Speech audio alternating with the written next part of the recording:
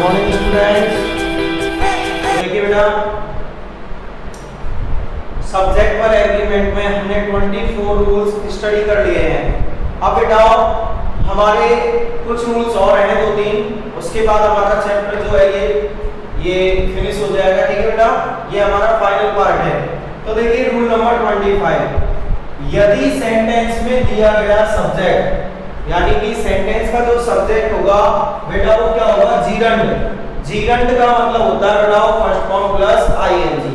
Gerund का मतलब क्या होता है, फर्स्ट फॉर्म प्लस आईएनजी, या फिर 2 प्लस फर्स्ट फॉर्म, या फिर कौन सी फॉर्म में आए, 2 प्लस फर्स्ट फॉर्म के रूप में हो तो बेटा उसके साथ कौन सी वर्ब का यूज किया जाता है, सिंगुलर वर्ब का। कौन सी वर्ब का यूज करोगे, सिंगुलर वर्ब का। दोबारा समझिए, अगर सेंटेंस का सब्जेक्ट जीरंड की फॉर्म में हो यानी कि फर्स्ट फॉर्म प्लस आईएनजी के रूप में हो या 2 प्लस फर्स्ट फॉर्म के रूप में हो तो उसमें वर्ब कौन सी यूज करेंगे, सिंगुलर। जैसे एग्जांपल के लिए to walk in the morning रिक्त स्थान गुड फॉर हेल्थ। तो बेटा यहाँ पे देखना सब्जेक्ट क्या है, यहाँ पे जो सब्जेक्ट है आपका वो है 2 प्लस फर्स्ट फॉर्म। कौन सा है बेटा, 2 प्लस फर्स्ट फॉर्म। तो इसके साथ कौन सी वर्ब यूज करेंगे, सिंगुलर। और बेटा सिंगुलर वर्ब कौन सी होती है, इज। तो इसमें आएगा क्या, इज आ जाएगा। Next taking. टेकिंग का मतलब क्या है बेटा, gerund, first form plus ING, उसके साथ भी कौन सी यूज होती है, सिंगुलर। और आप जानते हो सिंगुलर के साथ में क्या लगता है, एस या ईएस। तो बेटा क्या आंसर आ जाएगा, मेक्स। क्या आंसर आ जाएगा, मेक्स। ठीक है बेटा, तो ये है रूल नंबर 25।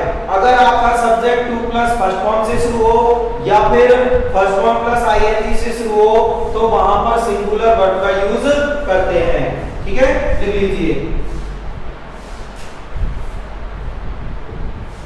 नेक्स्ट देखिए बेटा, रूल नंबर 26, यदि दो सब्जेक्ट कितने हो बेटा, दो सब्जेक्ट नॉट ओनली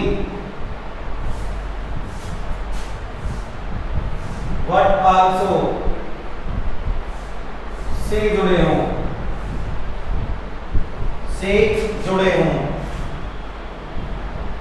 तो सेकंड सब्जेक्ट के अनुसार वर्ब का यूज किया जाता है। वर्ब का यूज किया जाता है। तो बेटा समझ में आया। अगर मान लीजिए 2 सब्जेक्ट दे रखे हैं और वो किससे जुड़े हुए हैं, not only but also say, तो बेटा कौन से सब्जेक्ट के अनुसार वर्ब का यूज करोगे, सेकंड सब्जेक्ट के अनुसार। जैसे एग्जांपल देखिए बेटा, not only he but also his friends playing there। तो बेटा ऑप्शन में दिया हुआ was और were। ठीक है, तो देखिए सब्जेक्ट पहला है बेटा ही। कौन सा सब्जेक्ट है ये, फर्स्ट। और सेकंड सब्जेक्ट जो है बेटा ये है his friends। ठीक है, और ये जुड़े हुए किससे है, not only but also say. तो आप जो वर्ब यूज करोगे सेकंड सब्जेक्ट के अनुसार यूज करोगे। सेकंड सब्जेक्ट में क्या लिखा हुआ है, हिज फ्रेंड्स, जो कि कैसा है बेटा, प्लूरल यानी कि बहुवचन। तो क्या यूज आएगा यहाँ पे, वर्ब। क्या यूज होगा, ठीक है बेटा। तो 2 सब्जेक्ट अगर not only but also say जुड़े हुए हो तो आपको बेटा वर्ब कौन के अकॉर्डिंग यूज करनी है, सेकंड सब्जेक्ट के अकॉर्डिंग वर्ब यूज करनी है। लिख लीजिए बेटा।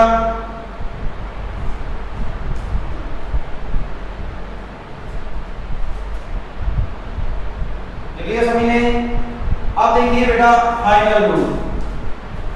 अब इस टॉपिक का हमारा फाइनल रूल है बेटा, लास्ट रूल नंबर 27।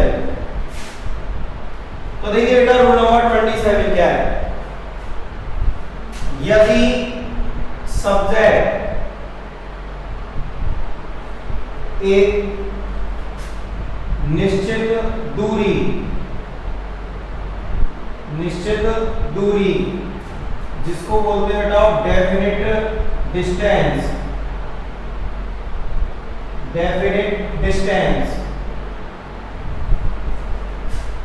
निश्चित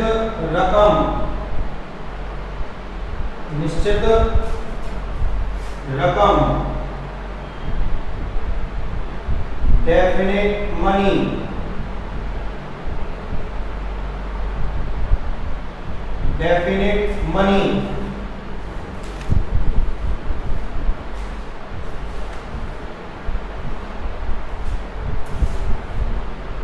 हो तो या निश्चित मात्रा,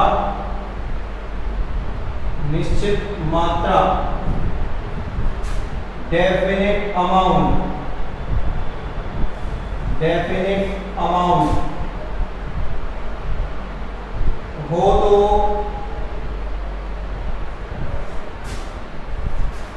सिंगुलर वर्ब का यूज किया जाता है, सिंगुलर वर्ब का यूज किया जाता है। कौन सी वर्ब का यूज करोगे बेटा? सिंगुलर वर्ब का। ठीक है, एग्जांपल देखिए, निश्चित होनी चाहिए बेटा, डेफिनेट होनी चाहिए। जैसे 50 rupees blank not a big sum, और ऑप्शन में दिया हुआ बेटा इज और आर। तो देखना यहां पर बेटा दिया हुआ है 50 रुपीज बिल्कुल फिक्स है या नहीं कि 50 रुपए। ठीक है बेटा, तो डेफिनेट मनी है या नहीं, तो इसको हम क्या मानेंगे? सिंगुलर क्या यूज होगा? इज। एक और देखिए, 10 kilometres blank a long distance, और बेटा ऑप्शन में दिया हुआ है इज ऑब्लिक आर। ठीक है, तो देखिए 10 किलोमीटर से डेफिनेट डिस्टेंस है या नहीं, निश्चित दूरी, तो बेटा इसे क्या मानेंगे? सिंगुलर। क्या यूज हो जाएगा सिंगुलर के लिए? इज। ठीक है, तो बेटा ये था इस टॉपिक का लास्ट टूल। अब इस टॉपिक का दी एंड होता है, ये फिनिश होता है। अब आपको मैं इसके पूरे के क्वेश्चन सेंड करूंगा और इसके बाद हम बेटा पोएम स्टार्ट करेंगे। ठीक है, लिख लीजिए।